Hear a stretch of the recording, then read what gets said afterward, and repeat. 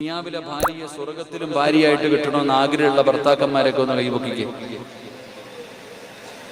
ഇത് ബാക്കിയുള്ളവരൊന്നും പെണ്ണ് കെട്ടിയിട്ടില്ല. സ്റ്റേജിൽ ഇരിക്കണവരൊക്കെ പൊക്കിക്കോ. പെണ്ണുപിള്ളമാര് ലൈവ് കാണുന്നുണ്ട്. പോകുമ്പോ ചോദിക്കുക, എല്ലാരും കൈപൊക്കി, നിങ്ങളെന്താ പൊക്കാഞ്ഞെന്ന്. അശ്രവിസ മേടിക്കണ്ട, പാവം കുഴപ്പമില്ല. ഇരിക്കണണ്ടില്ലേ, 10ഉം 40ഉം വയസ്സുള്ള 3ഉം 4ഉം മക്കളുള്ള പല ആണുങ്ങളും കൈപൊക്കിയില്ല. ഭാര്യ ഇല്ലാഞ്ഞിട്ടല്ല ഉസ്താദെ, ഓളെ ഇവിടെ തന്നെ സഹിക്കാൻ പറ്റണില്ല, ഇനി സ്വർഗത്തിലും ഉണ്ടോന്ന് കഴിക്കണേ. നമ്മൾ ചിന്തിക്കുന്ന എന്താ? പലരും ചോദിക്കുക, എന്തിനാ ഉസ്താദെ പെണ്ണ് കെട്ടണേ അല്ലേ? ചെറുപ്പക്കാരൊക്കെ ചോദിക്കാറുണ്ട്, ഈ പെണ്ണുങ്ങളൊക്കെ ചോദിക്കാറുണ്ട്, എന്തിനാ ഉസ്താദെ എന്തിനാ ഉമ്മ എന്നെ കെട്ടിച്ചു വിടുന്നേ, ഇങ്ങനെ ചോദിക്കണ പെണ്ണുങ്ങളുണ്ട്.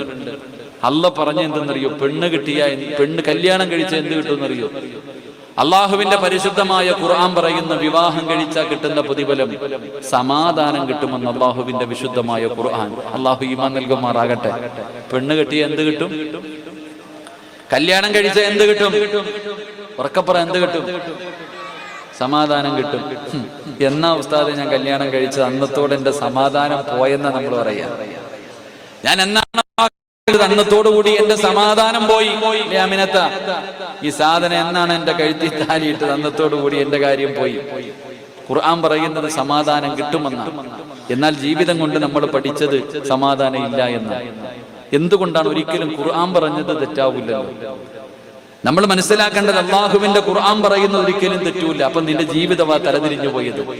സീരിയൽ കാണുന്നത് പോലെയാണ് നിന്റെ ജീവിതത്തെ കാണുന്നത്. അതുകൊണ്ടാണ് എന്റെ പ്രിയപ്പെട്ടവരെ, ഈ ദുനിയാവിന്റെ തൊലിക്ക് മുകളിൽ കുടുംബ ജീവിതത്തിനെ പോലെ ആനന്ദമുള്ള ഒന്നും ഈ ദുനിയാവിലില്ല.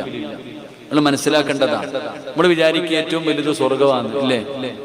ഏറ്റവും സ്വർഗത്തിൽ പോകാൻ ആഗ്രഹമുള്ളവരൊക്കെ ഒന്ന് കൈവക്കിക്കോ. ഉറങ്ങണ വാപ്പ ചാടി പൊക്കിക്കോ. അരക്കയ്യന്മാരെ ഒന്നും അല്ല അവിടെ കയറ്റത്തില്ല. പൊക്കണമെങ്കിൽ നല്ലതുപോലെ പൊക്കിക്കോ. അല്ല കരുണയുള്ളവനെ ചിലപ്പോ ഈ പൊക്കിയതിന്റെ പേര് സ്വർഗം തന്നാലും ഒന്ന് പൊക്കിക്കേ. നിങ്ങളെങ്ങനെ പോണോ? സ്വർഗത്തിൽ പോകാൻ ആഗ്രഹമുള്ള താത്താമാരൊക്കെ ഒന്ന് കൈവക്കിക്കേ. വടയും മോതിരൊക്കെ ഇങ്ങനെ തരണം കേട്ടാ. അതിപ്പോ കൊണ്ടുപോയിട്ട് കാര്യമൊന്നും ഇല്ലല്ലോ. പക്ഷെ അതങ്ങൂരി തന്നിട്ട് പൊക്കോ. അള്ളാഹു ഭാഗ്യം തരുമാറാകട്ടെ. ആദം നബി അലൈഹിസ്സലാമിനെ അള്ളാഹു സൃഷ്ടിച്ചു. ഒരു ഭാര്യയും ഭർത്താവും പഠിക്കുക. ആദം നബി അലൈഹിസ്സലാമിനെ അള്ളാഹു സൃഷ്ടിച്ചിട്ട് ആദം നബിയെ സ്വർഗത്തിലേക്ക് കടത്തിവിട്ടു. ആദം നബി സ്വർഗത്തിലൂടെ ഇങ്ങനെ അടിച്ചു പൊളിച്ചു നടക്കാൻ, തിന്നാനും കുടിക്കാനൊക്കെ ഉണ്ടല്ലോ, ഇങ്ങനെ നടക്കാൻ. അള്ളാന്റെ സ്വർഗത്തിലൂടെ ആദം നബി ഇങ്ങനെ അടിച്ചു പൊളിച്ച് നടക്കുന്നുണ്ട്. ഓഹ് റബ്ബേ, പറയുമ്പോ തന്നെ കൊതിയാവുന്ന സ്വർഗം. അപ്പൊ ആദം നബി സ്വർഗത്തിലൂടെ ഇങ്ങനെ സുഖിച്ച് നടക്കുന്നുണ്ട്.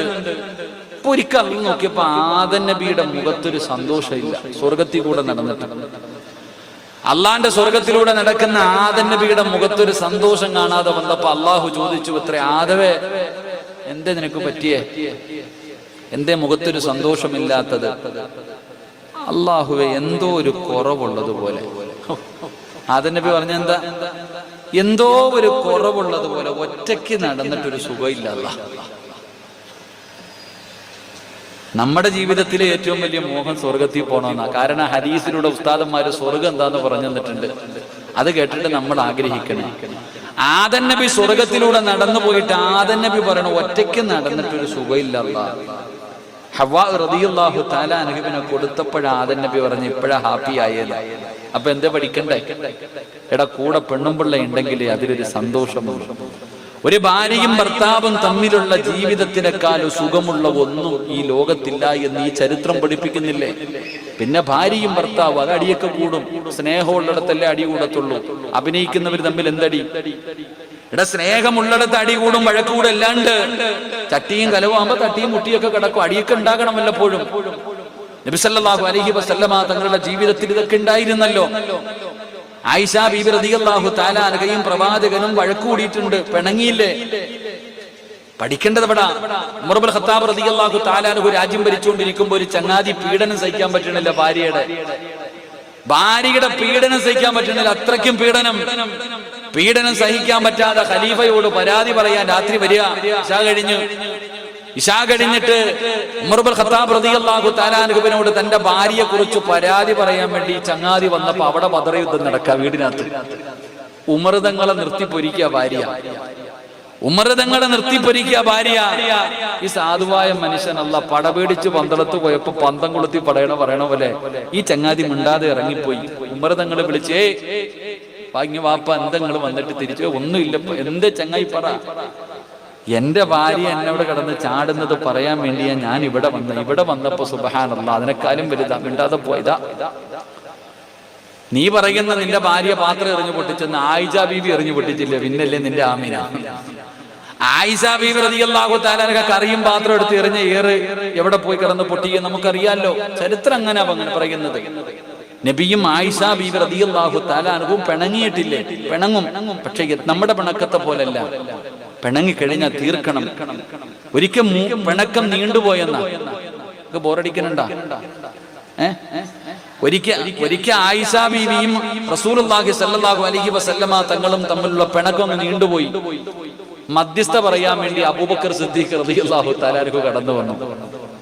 ഭാര്യയും ഭർത്താവും പിണങ്ങിക്കഴിഞ്ഞ പിന്നെ മധ്യസ്ഥ വേണമല്ലോ. അങ്ങനെ അബൂബക്കർ തങ്ങൾ വീട്ടിലേക്ക് വന്നു. നബി സല്ലല്ലാഹു അലൈഹി വസല്ലമ തങ്ങൾ പറഞ്ഞു, ആയിഷ നിനക്ക് പറയാനുള്ളതൊക്കെ പറ, പഠിക്കേണ്ടത് ഇവിടെ. നമ്മൾ അങ്ങനല്ല. പെണ്ണുമ്പിള്ളയുടെ വീട്ടുകാർക്ക് സംസാരിക്കാൻ അവകാശമില്ല. കെട്ടിയവന്റെ വീട്ടുകാർ പറയും, പെണ്ണുമ്പിള്ള വീട്ടുകാർ കേട്ടോണം. നബി സല്ലല്ലാഹു അലൈഹി വസല്ലമ തങ്ങൾ പറഞ്ഞ, ആയിഷ നിനക്ക് ആദ്യം എന്താ പറയേണ്ടത്? ഈ പറഞ്ഞോളാം. മുത്തുനബി മിണ്ടാതിരുന്നു. ആയിഷ ബീവി പറയാൻ തുടങ്ങി.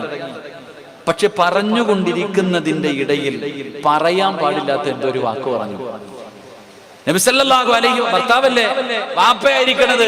ഇപ്പൊ ആയിഷ ബീവി നിങ്ങൾ എങ്ങനെയൊക്കെ പറയുന്ന ദേഷ്യം വരുമ്പോ നബി സല്ലല്ലാഹു അലൈഹി വസല്ലമ തങ്ങളെ പറയാൻ പാടില്ലാത്ത എന്തോ ഒരു വാക്കങ്ങോട്ട് പറഞ്ഞു. അബൂബക്കർ തങ്ങൾക്ക് സഹിച്ചില്ല. മുത്ത് നബിയാ പറഞ്ഞേ. ചാടി എഴുന്നേറ്റിട്ട് കൊടുത്തു ആയിഷ ബീവിയുടെ മുഖം നെടുവരണം.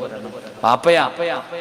ആയിഷ ബീവി റളിയല്ലാഹു തആല അൻഹ പ്രവാചകനോട് ആ ദേശി ഇങ്ങനെ പരാതി പറയുമ്പോ എന്തോ ഒരു വാക്ക് പറഞ്ഞു പോയി. ചാടി എഴുന്നേറ്റിട്ട് കൊടുത്തു ആയിഷ ബീവിയുടെ മുഖത്തടിച്ചു. ആയിഷ ബീവിക്ക് പടച്ചോൻ അതിനേക്കാൾ സങ്കടം. ഭർത്താവിന്റെ മുന്നിൽ വെച്ച് വാപ്പ തല്ലി. എന്തൊരു വേദന. ആയിഷ ബീവി കരയാൻ തുടങ്ങി. ആയിഷ ബീവി റളിയല്ലാഹു തആല അൻഹ കരയാൻ തുടങ്ങി. ദിവസം 2 ദിവസവും 3 ദിവസമായി മുത്തുനബി പിണങ്ങിയിട്ട് തന്റെ ഭാര്യ കരയുന്നത് കണ്ടപ്പോ ആ പിണങ്ങിയിരുന്ന പ്രവാചകൻ സല്ലല്ലാഹു അലൈഹി വസല്ലമ തങ്ങള് ആയിഷ ബീവിയെ കെട്ടിപ്പിടിച്ചിട്ട് അബൂബക്കർ തങ്ങളോട് ചോദിച്ചു, മധ്യസ്ഥ പറയാൻ വന്നാ മധ്യസ്ഥ പറയണേ, എന്റെ പെണ്ണുമ്പിള്ള തല്ല നിന്നോട് ആരാ പറഞ്ഞ? പോയി. അതാ എടാ, മധ്യസ്ഥ പറയാൻ വന്ന മധ്യസ്ഥ പറയണേ, എന്റെ ഭാര്യത്തല്ല നിനക്ക്. വാപ്പ അതൊക്കെ വീട്ടിൽ, വാപ്പയും മകളൊക്കെ വീട്ടില്, എന്റെ ഭാര്യത്തല്ല. ഇതാ ഭാര്യയുടെ കണ്ണ് നിറഞ്ഞ തീരണം നമ്മുടെ വാശിയും വൈരാഗ്യവും. അല്ലാഹു ഈമാൻ നൽകുമാറാകട്ടെ. ഇതങ്ങനല്ല. പിണങ്ങിക്കഴിഞ്ഞാൽ പറയും. എഴുന്നേക്കാൻ പോലും പറ്റാത്ത ഭർത്താവിന്റെ വാപ്പ വരെ പീഡിപ്പിച്ചു എന്ന് പറഞ്ഞ് കേസ് കൊടുക്കും.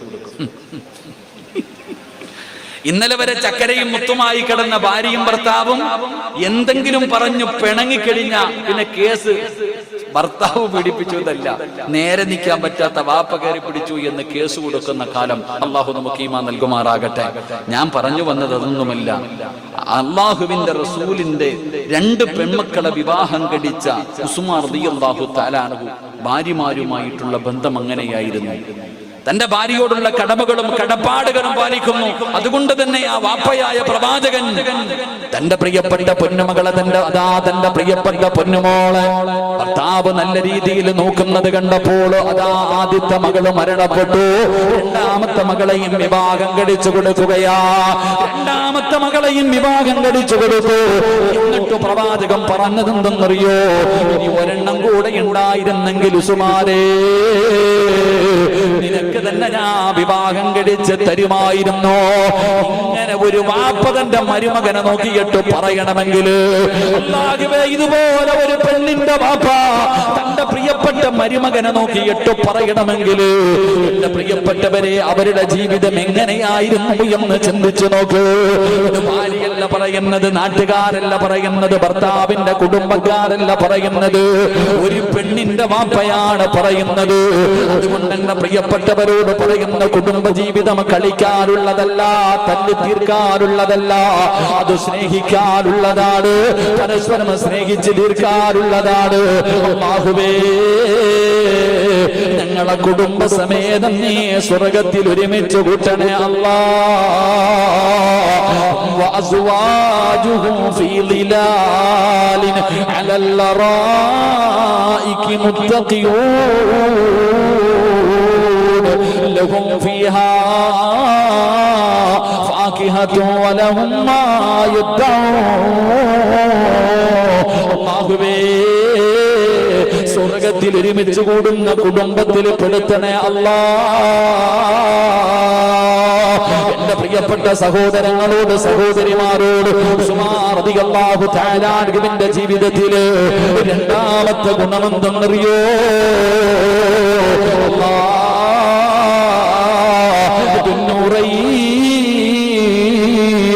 ലോകത്ത് കടന്നു വന്ന പ്രവാചകന്മാരുടെ പെൺമക്കളിൽ നിന്ന് രണ്ടുപേരെ വിവാഹം കഴിച്ച ലോകത്തെ ഏക വ്യക്തി മഹാനായ സയ്യിദുനാ